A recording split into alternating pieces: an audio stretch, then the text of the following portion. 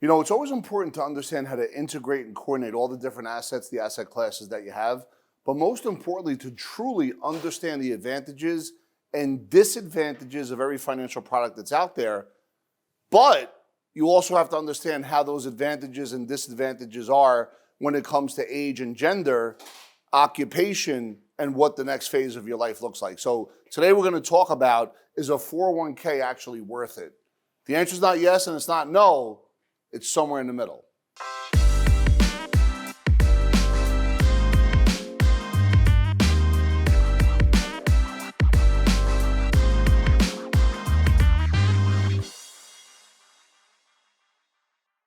What is financial chaos? Well, financial chaos is all these different products that are being sold to you on a daily basis by all these different financial professionals where they're not even considering the other products that you own, and then it creates a junk drawer of financial planning. With that being said and done, in the end, there's still 1 in 3 Americans that have zero, nunca, zero save for retirement. So 33% don't have retirement savings. 23% have less than $10,000. Oh my goodness. 10% between 10 and 49K.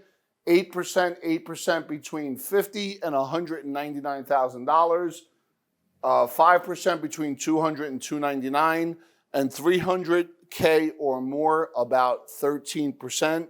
These are stats that you should always double and triple check. And by the way, they change on a month-to-month basis because at the end of the day, people fall off or people do come on. So as we spoke about before, advantages and disadvantages, let's just check out, according to Investopedia, what a 401k actually is. They're employee-sponsored defined contribution plans that give workers a tax-advantaged way to save money for retirement. With a traditional 401k, employee contributions are pre-tax, meaning they reduce taxable income, but the withdrawals are taxed at ordinary income. Now, here's the bottom line. The 401k was created in 1973-74 under ERISA, but it was actually launched in the early 80s. If you go back to the tax table in the early 80s, you're going to see the highest tax bracket was about 50%, right? So it was really generated for wealthy folks that wanted to get that write-off. It's not really necessary for people that are in like a lower tax bracket to put money. If you're 30, 25, 35 years old and you're contributing to a 401k, you're actively saying, I'm going to put my money in jail, right? Then it's going to go on probation in the form of taxation upon distributions. That's why I said it's not yes or no, it's somewhere in the middle.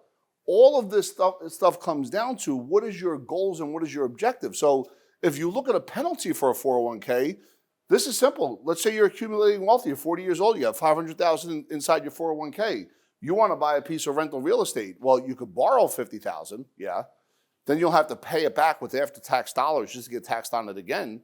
So you could borrow up to $50,000, but the truth is, you have to jump through hoops to have access to it. So if you withdraw money from a 401k before the age of 59 and a half, the IRS usually assesses a 10% penalty when you file your tax return. That could mean giving the government 5 G's of $50,000 withdrawal, and that doesn't include the taxes on that same withdrawal. Now, if you borrow, there's no taxes and there's no penalty. But if you actually take money out of a 401k before 59 and a half, ordinary income plus 10% tax penalty. You have to be aware of that. The average 401k balance, right? So if you look at these numbers right here, you know, this is according to Vanguard. You have under 25, balance is about $6,700. I'm going average, not medium. Between 25 and 34, about 33,000. 35 to 44, 86. 45 to 54, 161,000. 55 to 64, 232. And above 65, it's 255,000. Those are the average balances. Now, that's taking in everybody and then coming up with an average number. The median on all of that is a lot less because it's really focusing on a different metric. So this is the reason why there's let's call it a pandemic when it comes to retirement here in America, and it comes to the educational system when it comes to money, because at the end of the day, if there's people that are homeless or if there's people that can't pay their bills, I'm not going to say it's all because of drugs, alcohol, and mental abuse. Somewhere along the line, people have a scarce mindset when it comes to money. They don't know how to ask for help. They don't know how to get educated, and they just don't know what to do. If you want to solve that crisis, if you could create a system and a program that educates people that they can, without a college degree, make $200,000, $300,000, $400,000, $500,000 a year, because it's possible, and those folks get educated where they could train folks just like them, that is the way you solve that problem. And I'm telling you right now, it's a very big issue here in the United States. So on YouTube, here's a reply. It says, according to Dave Ramsey, if you invest $500 a month into a retirement fund from age 35 to 40, you will end up with $5 million when you retire. Could you explain that, right? If you invest $500 a month at 7% interest, compounded over 40 years, in 40 years, you will have $1.3 million. Okay. And that assumes 7%, and that assumes that you're not paying taxes along the way. That assumes there's no money taken out because of lifestyle. Like Dave Ramsey, let me take my hat off to the brother. He is a marketing genius because he has loyal soul. People love him when you say something about him, and they get mad at you. But at the end of the day, when you're talking about like, don't buy this or don't do that and get out of debt, and don't really promote folks to get educated about money and understand that they could create their own success and be able to kind of take that next step forward, because the people that are paying you to get that message out there for those advertisement dollars, you got to be careful what you read. And you got to understand that when it comes to money, it's not math, it's a mindset. And it comes to understanding rituals, and it comes to understanding how you approach it from an abundance standpoint, not a scarce standpoint, and being able to respect that dollar bill so it respects you back tenfold. And it requires deep education to be able to do that. Tax-deferred time bomb. What does that mean?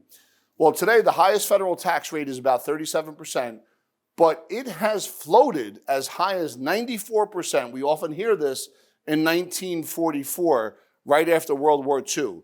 There were also 3 decades, 50s, 60s, 70s, where the federal tax rate never dipped below 70, right up to like the late 70s. Do you really want to roll the dice on what tax rates will pay at retirement when today's rates are some of the lowest in the past 100 years? Listen, I'm not saying that you're going to be in that tax bracket 20 years from now or 10 years from now or 30 years from now. I don't have a crystal ball.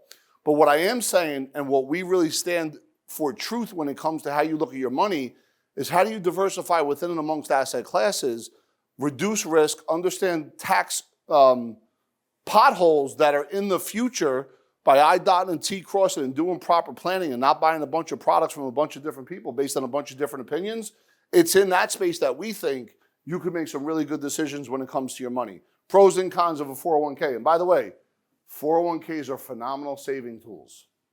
If you have the mindset of saving and not touching, and you're limiting the fees, low fee doesn't mean no risk though, but limiting the fees and you're diversified, and you're doing it for the long term, the pros are tax-deferred, potential employer match, predictable, consistent returns. You could create that flow.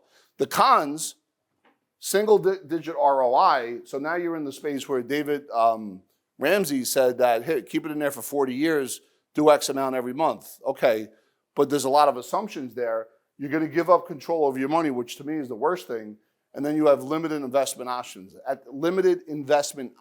at the end of the day, let me sum it up like this. A 401k is not a tax savings. It's a tax postponement that results in substantial lost opportunity cost, limits your choices, you're exposed to disability. And by the way, if a lawsuit comes knocking on the door, there is protection. However, from interest rates, inflation, fees, and lost opportunity cost, you're exposed to too much.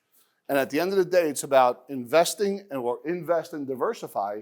And for us, when we say diversify, we're not just simply talking about a portfolio. I'm not a fiduciary, so I'm not giving investment advice right now. What I am saying is make sure all your financial professionals are on the same page. So when you do diversify within and amongst asset classes, understand everything is a process. Hey guys, thank you for checking out the video. If you liked it, hit that like button, go ahead and subscribe. Every time a new video comes out, you're gonna get that bell. And if you really want us to do other videos that sit and fit with what you're looking for, please put that in the comments section and share this as much as you possibly can. Thank you for being part of the community.